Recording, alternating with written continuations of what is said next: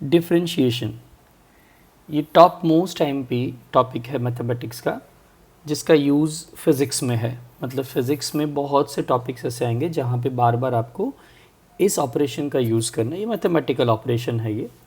तो डिफरेंशिएशन वैसे तो मैथ स्टूडेंट को उनके कोर्स में सिखाया जाएगा मैथमेटिक्स में। 11 स्टार्टिंग में ये टॉपिक आपको मैथ्स में नहीं मिलने वाला, पर फिज़िक्स में इसका यूज़ आता है, मतलब आपको सीखना पड़ेगा। बायो स्टूडेंट को थोड़ा टफ लगता है मैथ्स, इसलिए फिज़िक्स में हमेशा जब भी डिफरेंशिएशन इंटीग्रेशन आता है तो घबराते हैं। इसलिए इस टॉपिक को आप बार बार देखोगे तो आपका भी बेस क्लियर हो जाएगा। हम डिफरेंशिएशन को बहुत डेप्थ में जाके स्टडी नहीं करने वाले हैं। जितना फिज़िक्स में नीड है उतना समझ में आ जाए उसी के अकॉर्डिंग अपने जाएंगे। तो मैथ स्टूडेंट को तो और डेप्थ में स्टडी करनी है, हम उतने डेप्थ में नहीं जाने वाले। डिफरेंशिएशन टॉपिक समझने के पहले हमको मेन क्या क्या समझना पड़ेगा, तो कुछ पर्टिकुलर टर्म समझ लेते अपने। उसमें क्या है, सबसे पहले constant term. So what is the meaning of constant? अगर कोई टर्म है कांस्टेंट, उसका मीनिंग क्या? A quantity whose value remains unchanged during mathematical operation is called constant quantity. जैसे मैं एग्जांपल ले लूँ, अगर यहाँ पर सपोज अगर टाइम चेंज हो रहा है, time is increasing, obvious time हमेशा time is increasing in a particular rate, वो कोई चेंज नहीं होगा। अब टाइम के साथ में हम कोई पर्टिकुलर थिंग को कुछ नाम, अगर सपोज़ मैंने बोला कि अगर आप बाइक को बाइक ही कहते हो, it is not going to be changed by its name. Monday अगर हम बाइक को बाइक कह रहे हैं तो ट्यूसडे भी उसको बाइक ही कहेंगे। Suppose I am talking about your name, so name is fixed with respect to time. बहुत लॉन्ग ड्यूरेशन की बात नहीं कर रहा मैं, शॉर्ट टाइम इंटरवल में ये भी क्या रहेगा, कांस्टेंट रहेगा। अगर मैंने बात किया 1 आवर का लेक्चर है, सपोज़ आपने लेक्चर स्टार्ट किया अटेंड करना, it is at 7 AM, 7 AM to 8 AM आपने लेक्चर अटेंड किया, तो उस पूरे लेक्चर के ड्यूरेशन में आपकी height it is constant, negligible rate से चेंज होगा, लेकिन हम यहाँ पे इसको कांस्टेंट ले सकते हैं। पर आपका नॉलेज, तो नॉलेज इज़ इंक्रीजिंग, तो यहाँ पे कुछ टर्म इंक्रीज होगा, वो तो वेरिएबल हो गया। जो नहीं चेंज हो रहा है दैट इज़ कांस्टेंट। तो ऐसी कोई भी क्वांटिटी, एनी क्वांटिटी जो किसी पर्टिकुलर मैथमेटिकल ऑपरेशन में चेंज नहीं होता है, हमने यहाँ पे टाइम के साथ इसके चेंज की बात की, क्योंकि डिफरेंशिएशन सीखने जा रहे हैं उसमें यही करना है हमको। एक पर्टिकुलर फिजिकल क्वांटिटी में दूसरे के रिस्पेक्ट में चेंजेस हैं कि नहीं, उसकी स्टडी करनी है।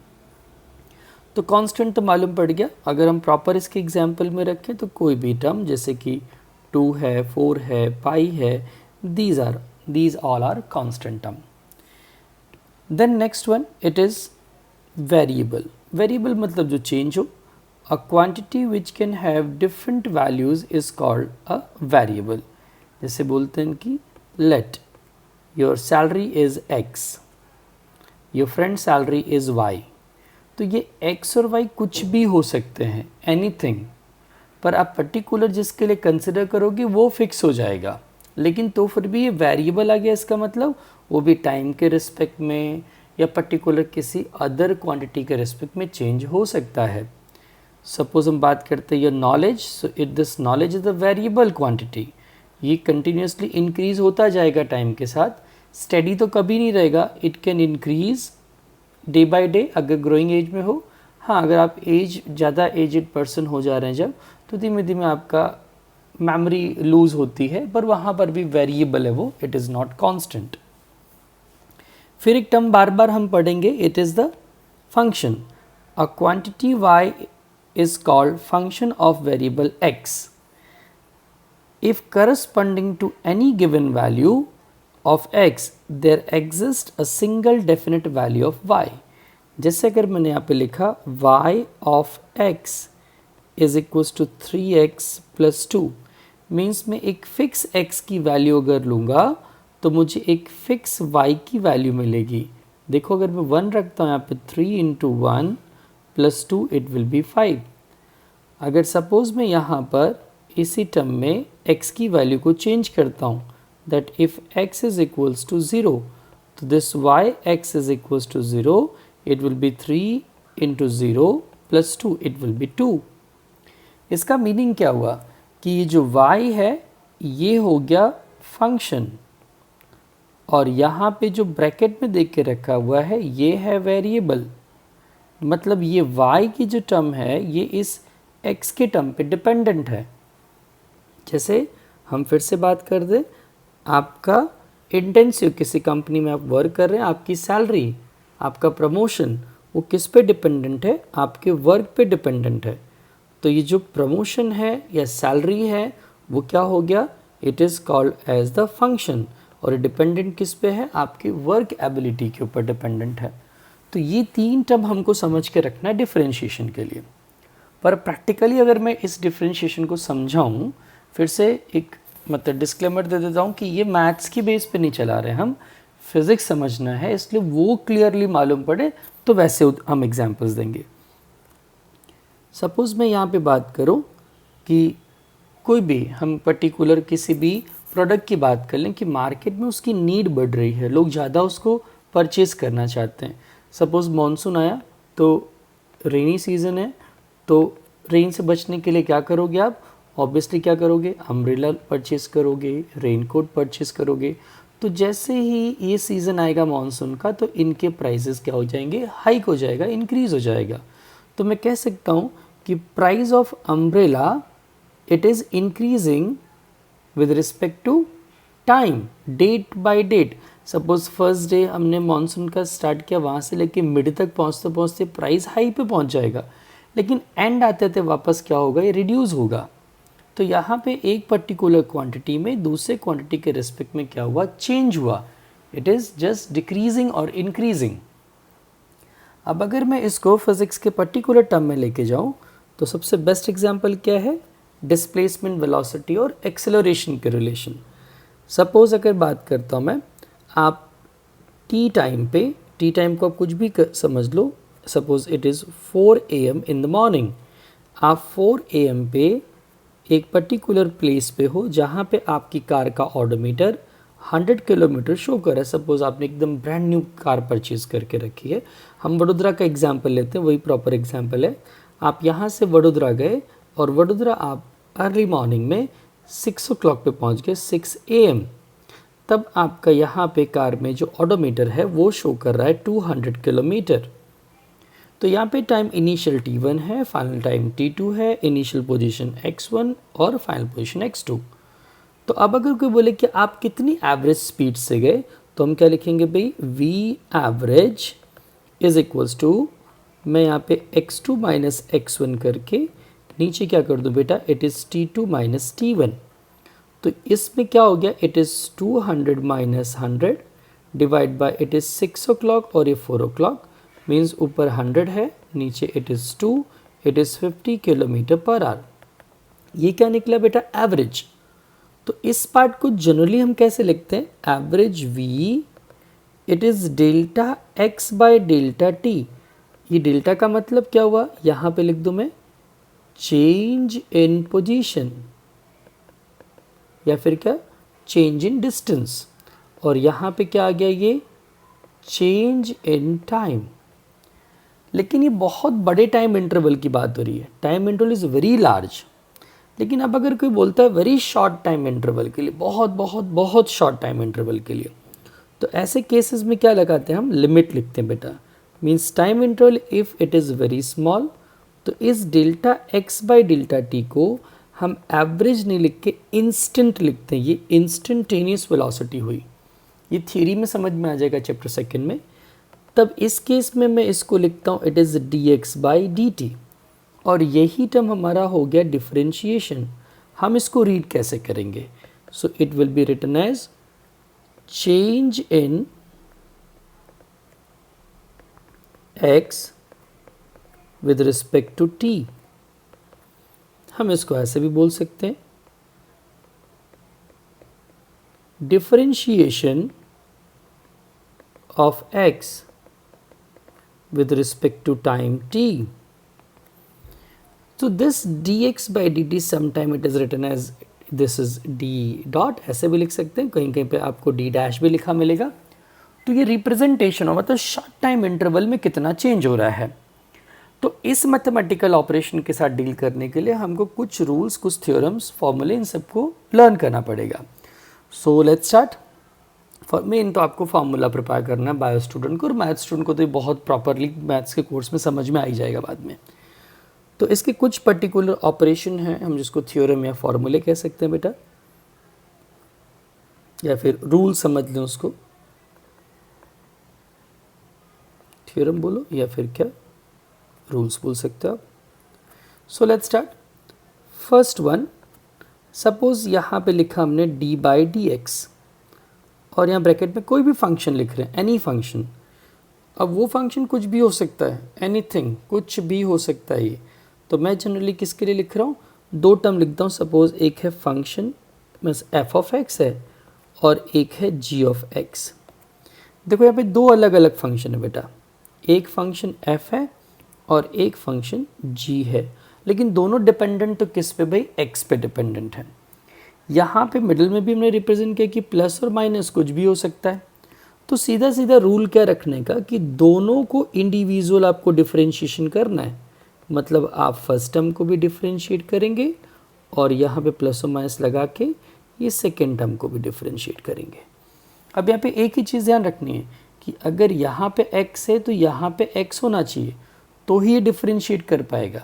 यहाँ पे भी देखो ये x है तो ये भी x है, तभी ये डिफरेंशिएट कर सकता है। जनरली वैसे बस हमको यही बार बार यूज़ करना है, और दूसरी मेथड के जल्दी यूजेस आते नहीं, बट मे बी कभी टफ क्वेश्चन आ जाए तो इसलिए हम फार्मूला तो लिख दे रहे हैं यहाँ पर। सेकेंड नंबर है, it is d by d x of, suppose दोनों फंक्शन का मल्टीप्लिकेशन है, f of x and g of x. आप यहाँ पे एक्स वाई या फिर यू वी भी लिख सकते हो, इसलिए कोई प्रॉब्लम नहीं है। ऐसे केसेस में क्या होता है, सबसे पहले मैं इस जी एक्स को कांस्टेंट रखूँगा, और D by d x first step को मैं डिफरेंशिएट करूँगा, फिर वाइस वर्सा ये कांस्टेंट हो जाएगा and d by d x of g x हो जाएगा। थर्ड नंबर पे पॉज करना, इसको बार बार लिखना, प्रिपेयर करना। अगर मैं d by d x of f of x divided by g of x करता हूँ, मतलब क्या, रेशियो की बात अगर कर रहे हैं, तो ऐसे केस में डिनोमिनेटर के टर्म का आप नीचे स्क्वायर कर देंगे, ऊपर आप आएंगे g of x same, d by d x of f of x, यहाँ पे माइनस आ जाता है, एंड सेकेंड टर्म में क्या बनेगा, it will be f of x and d by d x of g of x. बेटा ये learn करना पड़ेगा आपको, ये सारे फॉर्मूले लर्न करने पर। जो मैंने सबसे पहले इस पर टिक लगाया, ये वाला, ये टॉप मोस्ट टाइम पे इसका बार बार हम यूज़ करेंगे। अब कुछ फॉर्मूले भी हैं बेसिक, उसको भी देख लेते हैं अपने, तो ये तो मालूम पड़ा। चलो हम फॉर्मूले की तरफ चलते हैं।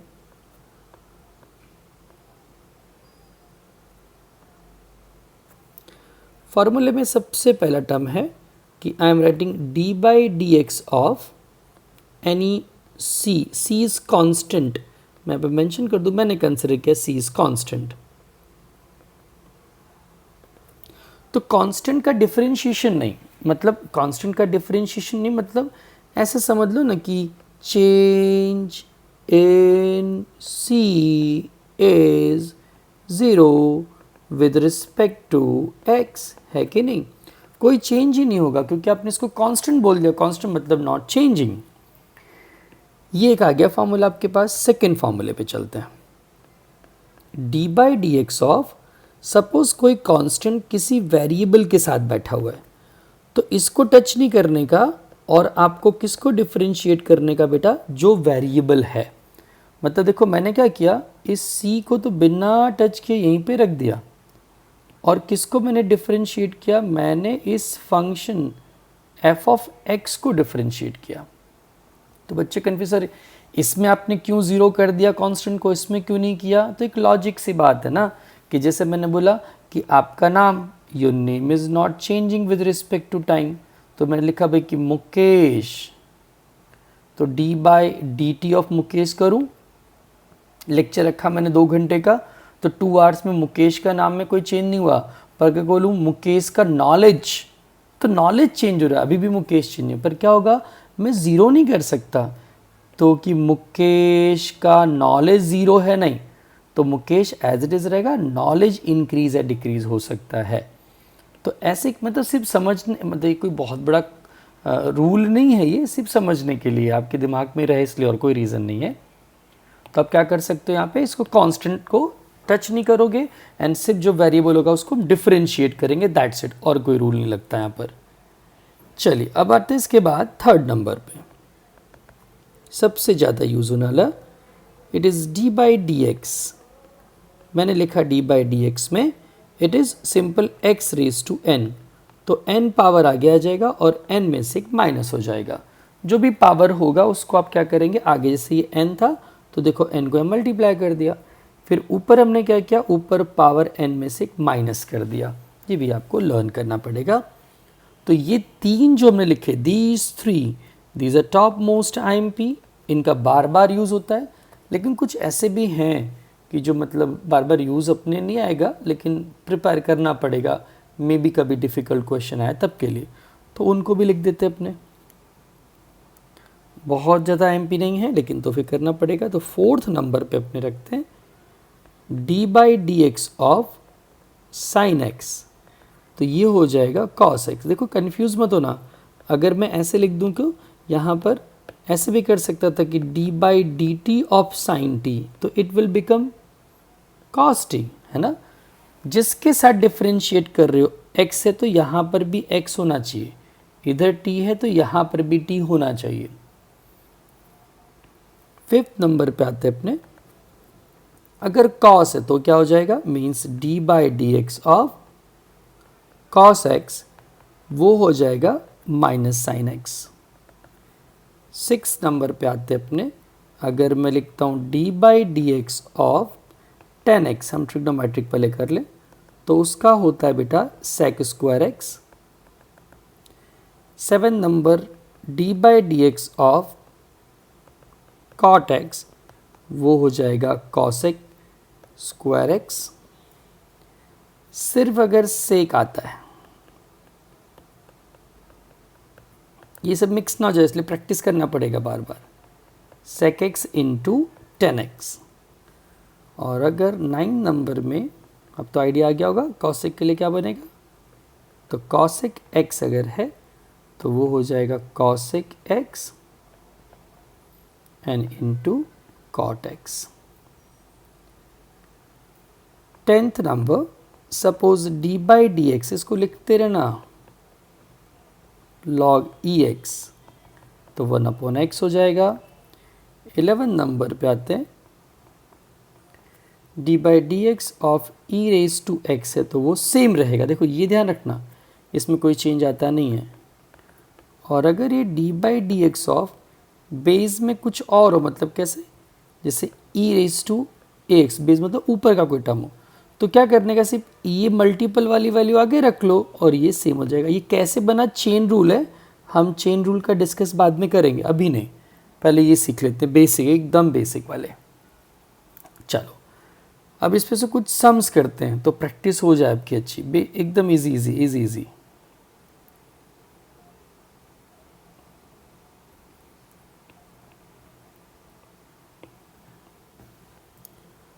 चलो फर्स्ट नंबर हमने लिया, सपोज किसी ने लिखा कि भाई d by d x of x raise to 5, तब क्या करने वाले, 5 आगे आ जाएगा, x raise to 5 minus 1 means 5 x raise to 4 हो गया। बहुत सिंपल कॉन्सेप्ट है। कौन सा फॉर्मूला लेगा, ये वाला, it is d by d x of x raise to n लगाया मैंने। चलो अगर मैं लिखता हूं कि d by d x of x raise to 3, तो बहुत सिंपल है, पावर आगे आ गया, पावर में से एक माइनस हो गया, मतलब कितना है 3x रेज टू 2। प्रैक्टिस करते जाना है, लिखते जाना है। सपोज मैं लिखा d by d x of x square, तो पावर आगे आ गया, पावर में से एक माइनस हो गया, तो इट विल बी 2x, मतलब इसको ये बार बार आएगा तो इसको लर्न कर लेना है डायरेक्टली, एक्स स्क्वायर का 2x।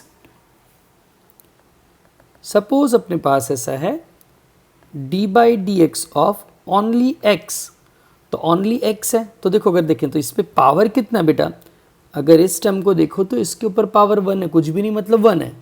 तो रूल क्या कहता है भाई, रूल कहता है कि हमारा पावर आगे आ जाएगा और पावर में से एक माइनस हो जाएगा, तो मिला क्या, तो you will get the same term, मतलब क्या 1x raise to 0, it is 1 into 1 is equal to 1। कोई भी वैल्यू के ऊपर अगर पावर 0 करोगे तो वो 1 में ही कन्वर्ट होगा। तो हम इसको इस तरह से लिख सकते हैं, ये भी डायरेक्टली लर्न करेंगे, बार बार आएगा इसलिए। चलो 5th नंबर, अब थोड़ा सा ध्यान रखना, D by d x of, suppose मैंने लिखा x रेज टू -3, तो माइनस पावर आगे आ गया और माइनस पावर में से एक माइनस होगा, तो क्या हो जाएगा, it will be -3x raise to -4। Done. 6th number, suppose मैं लिखा d by d x 10 raise to 5, तो ऐसे मत कर देना कि 5 10 रेज टू 4, रीज़न क्या है, ऐसा हो ही नहीं सकता, बिकॉज ऑफ ये पूरा टर्म कांस्टेंट है बेटा, तो इसका डिफरेंशिएशन क्या हो जाएगा, 0 होगा। बेसिक्स हैं, एकदम सिंपल है, राइट। चलो और आगे बढ़ जाते हैं, थोड़ा स्पीड में कर रहा हूँ क्योंकि आप इसको लिखते जाओगे तो मजा आएगा। 7th number, suppose I am writing d by d x of root of x लिख दिया। अब देखो रूट ऑफ एक्स भी क्या है, डायरेक्ट प्रिपेयरिंग टर्म है, समझने के बाद इसको लर्न कर लेना है। तो इसको पहले मैं सिंप्लीफाई करूँ, रूट का मतलब होता है पावर 1/2। अब रूल क्या लगेगा भाई, पावर आगे आ जाएगा, पावर में से एक माइनस हो जाएगा, तो यहाँ पे क्या हो जाएगा, अगर मैं इस टर्म को सॉल्व करूँ, सिंपल मैथ्स है पर थोड़े बहुत बायो के बच्चों को प्रॉब्लम होती है, तो क्या होगा 1 -2 ऊपर आया, 2 हुआ, मतलब -1/2, तो ये लिखा मैंने -1/2। इसको और सिंप्लीफाई करते हैं, मैंने इस 1/2 को ऐसे रखा, x रेज टू -1/2 अगर नीचे जाएगा तो प्लस हो जाएगा, means I can write directly as 1/2 x raise to 1/2। अब बेटा 1/2 का मतलब ही रूट होता है, मतलब मैं डायरेक्टली अब चाहूँ तो इसको प्रिपेयर कर सकता हूँ, राइट है, तो रूट x का टर्म हो गया। एक बात और ध्यान रखनी है आपको, जब भी आपके पास कोई वैल्यू डिनोमिनेटर में है, d by d x of suppose x raise to आपके पास 3 लिखा है, तो पहले आप क्या करो, इसको न्यूमरेटर में लेके जाओ, तो अगर ऊपर लेके जाएंगे सो इट विल बी -3। रूल क्या बनता है, -3 D by d x, sorry power आगे आ गया और पावर में से एक माइनस हो गया, मीन्स -3x रेज टू -4। आप चाहो तो x रेज टू 4 नीचे ला सकते हो, तो पॉजिटिव बन जाएगा। तो इन सब की प्रैक्टिस कर लो पहले, फिर वीडियो को बाद में फिर आगे स्टार्ट करना, पहले पॉज करो, रिवाइज करो इसको, ठीक है। अब कुछ समय ऐसे करते हैं जो थोड़े डिफिकल्ट कैटेगरी में आएंगे, मतलब इसके कंपेयर में कंबाइंड सम्स करते हैं, ओके। तो चलो कंबाइंड सम के लिए लेट्स स्टार्ट।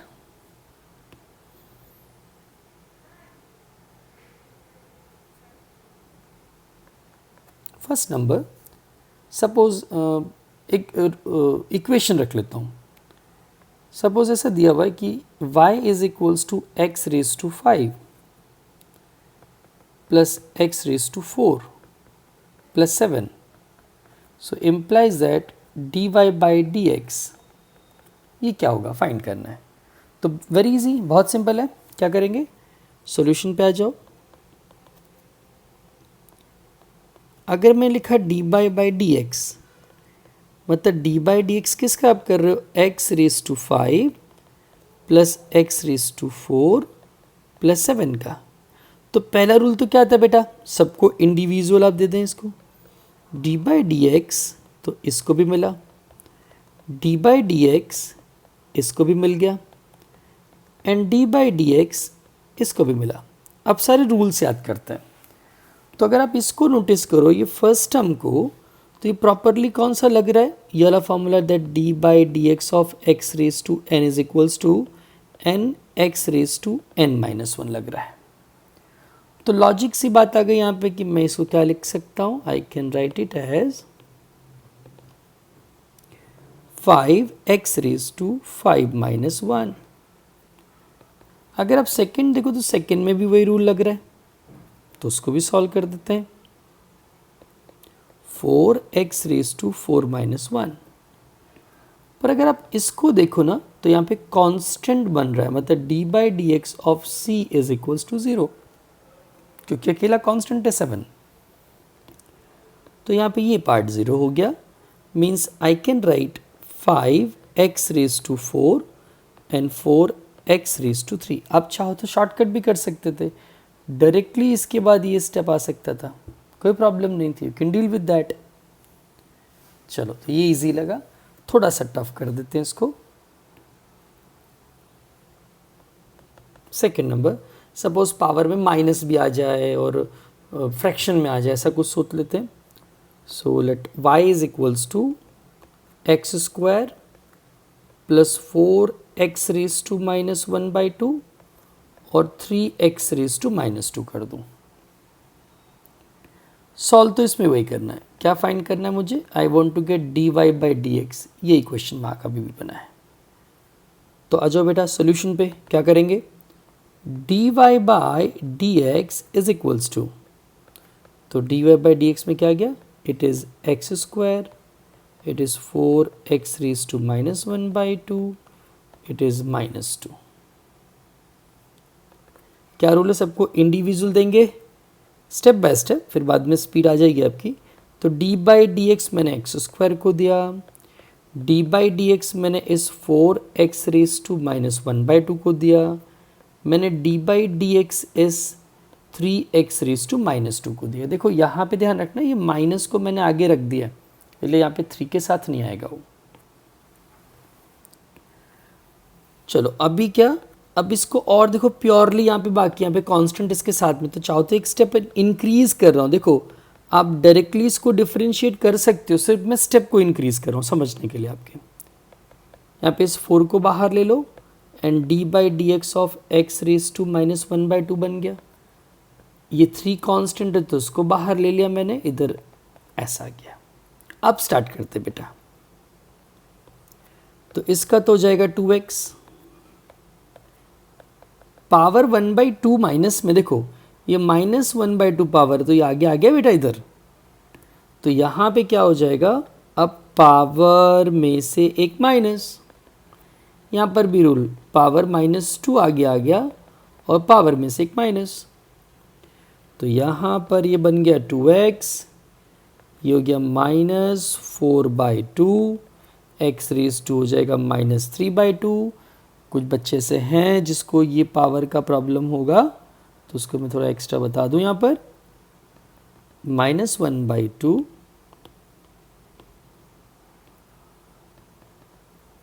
और -1, तो एलसीएम लेंगे तो कितना का, -1 -2/2 मतलब -3/2 बना। अब यहाँ पे लास्ट वाला इसको देखो, तो ये माइनस माइनस प्लस हो गया 3 2x⁻⁻3। अब मल्टीप्लाई या डिवाइड करो, तो यहाँ पे अगर आप देखो तो ये कैंसिल हुआ, 2 2 ज़ा 4, तो ये कितना टर्म बन गया, इट इज़ -2x⁻⁻3/2 और यहाँ पे दोनों का मल्टीप्लाई हो गया, इट इज़ +6x⁻⁻3। यहाँ पे भी आप स्टेप को रोक सकते हो, इतना हमारा आंसर हो गया। इससे कुछ स्टफ़ करना हो तो और आगे 1 2 सम कर लेते हैं, बहुत सिंपल है, कोई बहुत ज़्यादा डिफिकल्ट। कोई स्टेटमेंट के टर्म में बताऊँ, कैसे कोई स्टेटमेंट अगर आता हो, जैसे सपोज़ मैं चेंज इन एरिया या चेंज इन पोजीशन, ऐसा कोई सेंटेंस ले लूँ, तो क्या करते हैं, लेट्स स्टार्ट। सपोज़ हमने ऐसा मान लिया कि पर्टिकुलर सरफेस एरिया किसी का इंक्रीज़ हो रहा है, ठीक है ना, कोई बलून है वो अपना एरिया इंक्रीज़ कर रहा है, तो let us consider a balloon is there and air is just blown inside, so its volume is increasing, that means its surface area is also increasing, तो surface area बढ़ेगा। Suppose उस surface area एक particular time पे इतना है, 3t² + 7 है, हमने ऐसा कंसिडर किया, जो भी यूनिट होगा सेंटीमीटर मीटर कोई फ़र्क नहीं पड़ता, मतलब टाइम डिपेंडेंट क्वांटिटी हो गई, मतलब जैसे जैसे टाइम इंक्रीज़ हो रहा है वैसे वैसे इसका सरफेस एरिया भी इंक्रीज़ हो रहा है। इस पॉइंट से ये समझ लेना आपको, इट इज़ इंक्रीजिंग। तो तो अब अगर ऐसा बताता है कि बताओ t is equals to 5 second पे इस बलून का एरिया कितना होगा, तो अगर देखो कुछ बुक में आप देखोगे, कभी कभी सम में देखोगे तो ऐसा भी यहाँ पे मिलेगा, it is a bracket t, मतलब a क्या हो गया फंक्शन और t क्या हो गया वेरिएबल। तो बेटा चेंज बताया, टाइम के साथ चेंज हो रहा है। अब देखो इसको सोल्यूशन में कैसे करें हम।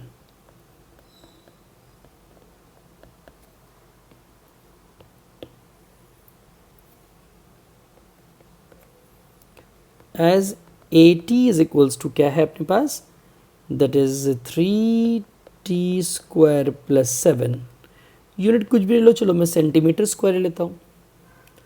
अब टाइम के साथ इसमें चेंज हो रहा है, मतलब d by d t of A T करूँगा ना, यहाँ पे टाइम से बता रहा है डिपेंडेंसी, तो क्या हो गया ये D by d t of हो गया, इट इज़ 3t² प्लस 7 बेटा। तो डिफ्रेंशिएशन करो, 3 कांस्टेंट है, t² का 2t हो गया, 7 अकेला है तो वो 0 हो गया, तो 60 बना। अब कितने पे बोला है कि at time t is equals to 5 second, तो एरिया क्या हो जाएगा, चेंज इन एरिया अगर हम निकाल रहे हैं तो द रेट ऑफ चेंज, ठीक है, ये यहाँ पे निकाल दूँ, थोड़ा एरिया नहीं निकाल रहे हैं, the rate of change area, मतलब एट टी टाइम दिस पे ये d a by d t कितना होगा, ठीक है ना, एरिया नहीं, तो this d a by d t at time, किस टाइम पे 5 सेकेंड पे, it is 6 into 5, it is 30 centimetre square पर सेकेंड। इस रेट से ये चेंज हो रहा होगा। तो ऐसे सम्स की हम प्रैक्टिस करेंगे। तो इस वीडियो में सिर्फ इतने सिंपल सम, अभी सेकेंड वीडियो में थोड़े और हैवी सम देंगे तो आपको इसकी प्रैक्टिस हो जाएगी, और एक चेन रूल बताऊंगा, चेन रिएक्शन से कैसे सॉल्व करते हैं अपने, इसको रिवाइज करना बेटा।